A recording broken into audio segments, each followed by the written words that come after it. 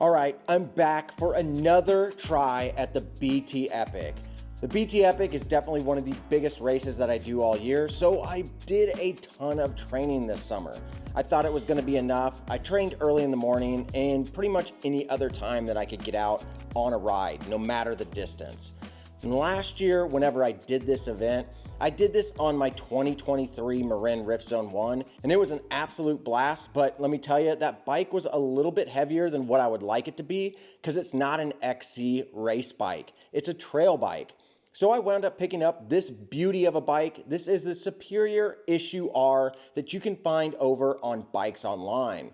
This is 100% a true XC race bike with carbon everywhere. I absolutely love this bike. But the question is, will it make it easier to ride the BT Epic? The BT Epic is one of those races that I consider a true XC style race. It's got everything from uphills to downhills to rocky sections to smooth sections, and all of this is located in Stillville, Missouri. This is going to be located just a little bit outside of St. Louis. So about an hour and a half to 2 hours, depending on which direction you come from. I came from the Springfield, Missouri area, so it's more like closer to 3 hours. And the drive isn't all that bad, but this year I was pulling my buddy's camper with my truck. But let's take a look at the equipment that I have this year. Obviously, I've upgraded my bike and I've upgraded some of the accessories. I've got a bag from So Bueno that sits on top. This will allow me to grab snacks really quick. And then also I put on a fidlock system so I can easily attach and detach my water bottle system. This was a pretty cool concept and it worked relatively well out on the trail. But the big thing was my Usui hydration pack. This is an absolute game changer. It's super comfortable whenever you're out on the trail. It's made for bikers. It's not just a general use hydration pack. It fits on your back really well. Not only that, I've got the GoPro or DJI action mount on this one, so it's super stable footage. If you compare this footage compared to my last year's footage, it's night and day difference. So the morning of the race, you're going to get treated to breakfast at the BT Epic. So you sign up for this race. I think it cost about $100. It was a little bit more expensive than what I remember it being in years past, but no big deal because they treat you right whenever you go to the BT Epic. You get breakfast in the morning, which is sausage and pancakes, coffee and orange juice, and you get to hang out with a whole bunch of mountain bike people and get to meet them. So it's definitely a really cool experience. And then whenever you get to the race, it actually starts out in multiple waves. The first wave is obviously going to be for the pros, both men and women. And then you're going to have the single speeders because you don't want to get in their way. They don't have gears to change whenever they're climbing up hills. And then you have 3 other waves that are going to allow you to basically pick which wave you go in based off of what you think you can do out on the trail. I chose the second wave, and I knew that I was going to take my time going up the gravel hill, and sure enough, me and my buddy Chad, we took our time going up that initial gravel hill, which is several miles long, and wave 3 wound up catching us. This was going to bite me in the end, but that's okay. I'm perfectly fine with that because, yes, I might be racing, but I'm really out here to have a good time. Once you get to the top of the hill, you instantly enter into this awesome single track. But let me tell you, it's super dry out there this year and the dust was flying. The entire race was just a dust bowl. And if you've been in really dusty single track, you know what I mean when I say moon dust. This is super fine dust that's basically been mixed up by mountain bike tires and hikers just going over the trail for months without any rain whatsoever. And this is what this was like for the entirety of the race. Now, there are a couple of spots on this trail system where if I would have gone a little bit faster, I may not have gotten caught up in certain groups, but there are a couple of creek crossings within the first 11 miles. If you do this race, just be prepared. You're gonna get stuck there with a group of people. Have fun, be patient, don't get angry at anybody, just enjoy the time.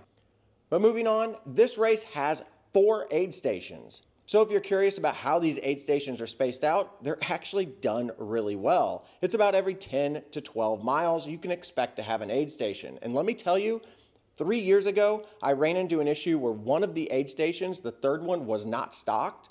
Scott, the person who puts on the BT Epic, commented on my video and said that will not happen again. And Scott, if you're watching this video, I can tell you these aid stations were absolutely fantastic. Every single one of them had amazing people there. They also had amazing snacks and drinks, and Whiskey Ridge was awesome. I did not partake, but it was there in case I wanted to. Stacks and stacks of pickles, and if you got there early enough, you could take advantage of pickle juice. And after the first aid station, I did have a crash. About mile 15, I completely wiped out. A lot of this has to do with this whole thing being super dry, and my front wheel just locked into a berm, and over the bars I went.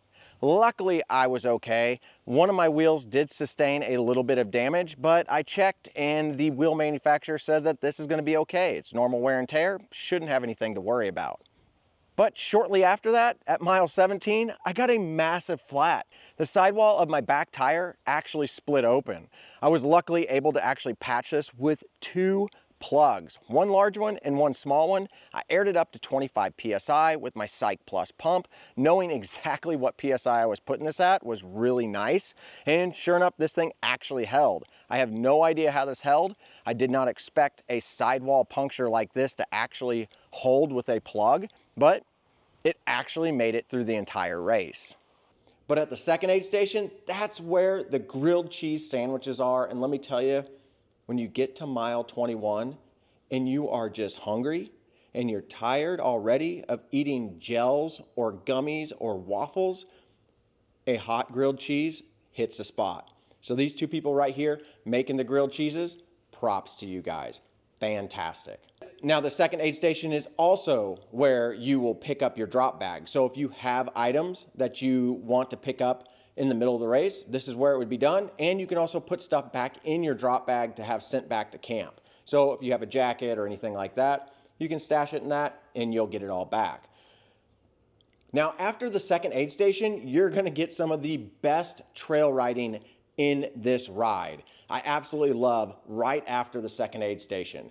It's fast, it's flowy, and it has some technical sections. For several miles, this goes on and on.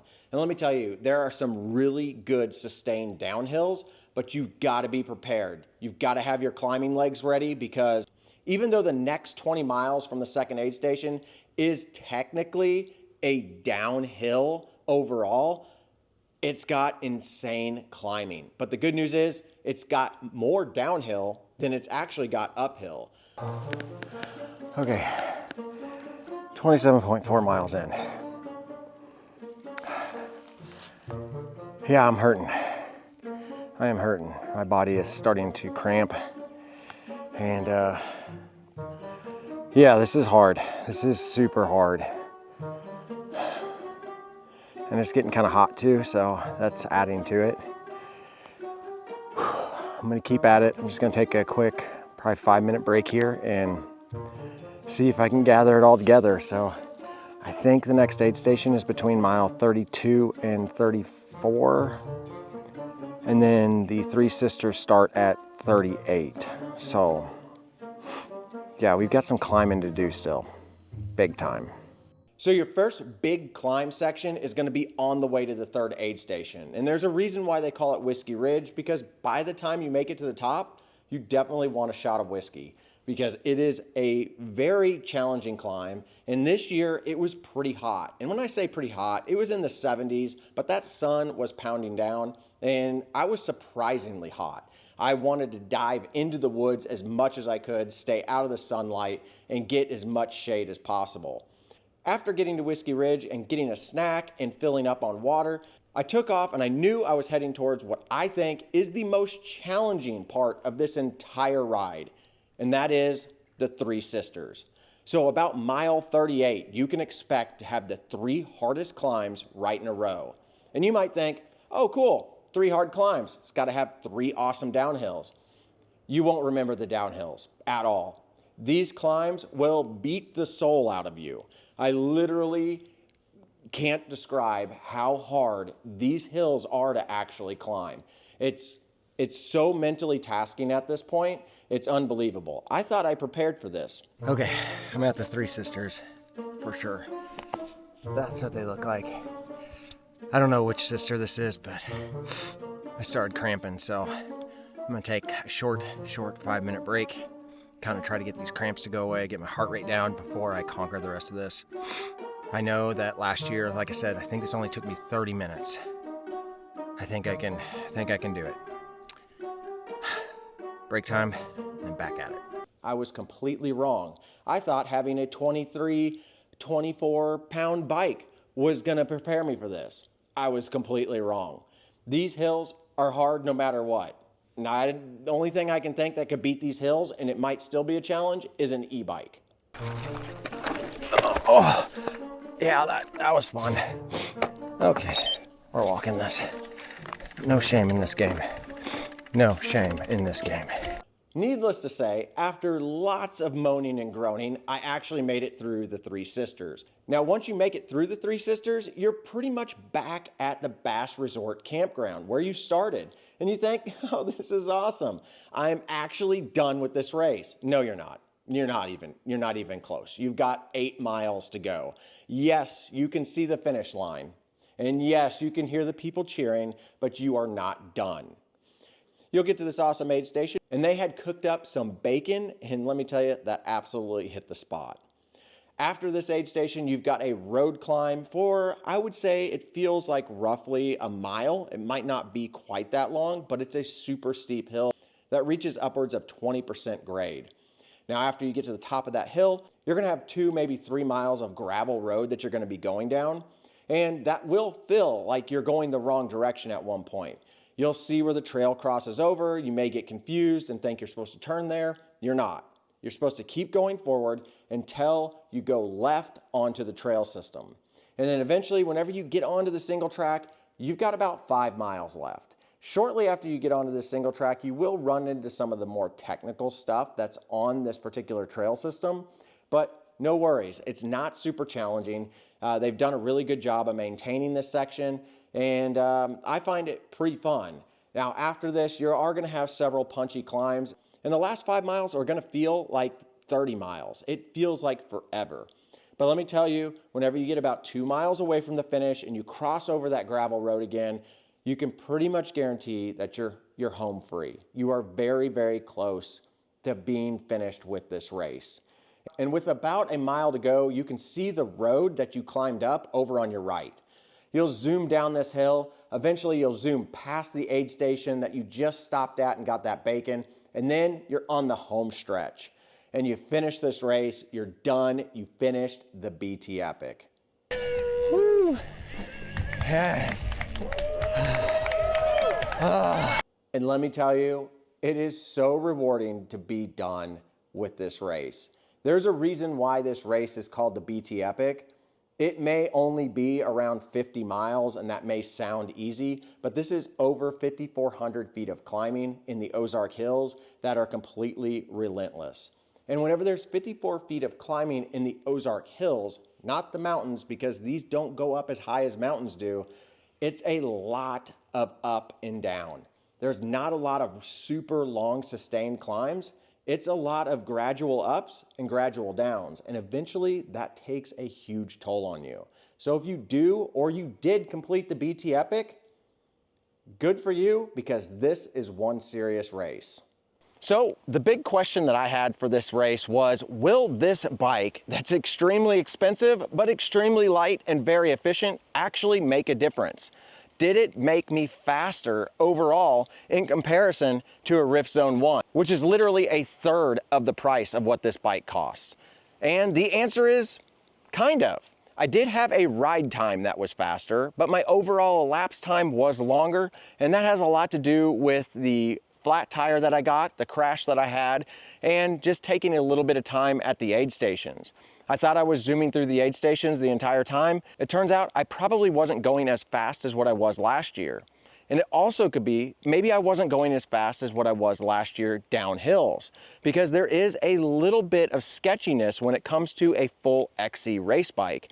I feel very confident on this bike, but if you put me on a trail bike and you point me down hills, I'm gonna feel even more confident on that trail bike. So do I think it was worth getting this expensive bike and racing this? Absolutely. There's always a point that a bike rider wants to own and ride their dream bike. And this bike is truly a dream race bike for me. Even if I only ride this on my local trails from here on out, this bike is an absolute dream to ride. It's super fast, it's super responsive, and it just puts a giant smile on my face. Now, this doesn't mean that having a budget bike doesn't put a smile on your face, because as you guys know from my channel, I ride all kinds of bikes, from really inexpensive e-bikes to the high-end bikes like this. I'll ride pretty much any bike you put in front of me, and generally I have a good time riding a bike, but riding a dream bike like this, it's just unreal. So the Superior Issue R is definitely a dream come true. And if you can swing it and you can pick up an Issue R or maybe even the Issue to save a little bit of money, I highly recommend it. If you're into XC racing, these bikes are fast. So one last thing, do I think the other upgrades that I did are worth it? The Fidlock system was really cool. At points, it was a little bit hard to get used to, going at speed, putting that bottle on there, trusting that it actually clicked in. But once I got used to it, I got a little bit quicker with it. Not as quick as what I would be with a standard water bottle, but I think that will come in time. This So Bueno bag was absolutely awesome. Being able to unzip this, get my snacks out of there and eat them on the go was a game changer. Last year, I struggled with that. I had pockets in the front. It was really difficult to mess around with. But having this right here, right near my handlebars, where it's really easy to open and really easy to close, was really, really cool. I recommend, if anybody's gonna be racing, to pick up one of these bags, preferably from So Bueno. Give her some business. She does really great work, all hand sewn. So local stuff, small businesses, fully support it. Now, the other thing was the USWE hydration pack. These things are absolutely spot on. If you're looking for a hydration pack and you're looking at some of those bigger brands out there like Camelback or maybe Osprey, take a look at USWE. They've got some really cool stuff out there, and it's basically dialed in for the sport. So all of the biking packs sit up a little bit higher on you, so they're super comfortable. The strap system doesn't make the pack bounce around on you. I really recommend it, no matter which one you get. And if you're using an action camera, they have the action camera mount, which is by far the most stable chest mount that you'll ever find. All right, guys, there you go. That was my 4th experience at the BT Epic, riding the Superior Issue R with some really cool additions to it. And I gotta say, what an event this was. If you guys can go out and experience the BT Epic, I highly recommend it, but make sure you do the proper training, because this race is absolutely no joke. You don't have to have a high-end race bike. You can show up on a budget-friendly mountain bike. I do have a few recommendations, and if you guys are interested in what bikes I would recommend for the BT Epic that are gonna be budget-friendly, hit me up in the comments below. But as always, if you guys like this content and you want to see more, or you just enjoy my reviews, hit that subscribe button if you haven't already. It's totally free and it helps me in the algorithm. And also, hit the like button on this video and leave me a comment. Let me know what you think of this bike. Do you like this bike, or do you like the one that I raced last year, the Marin Ripzone 1? But as always, get out there and ride your bike.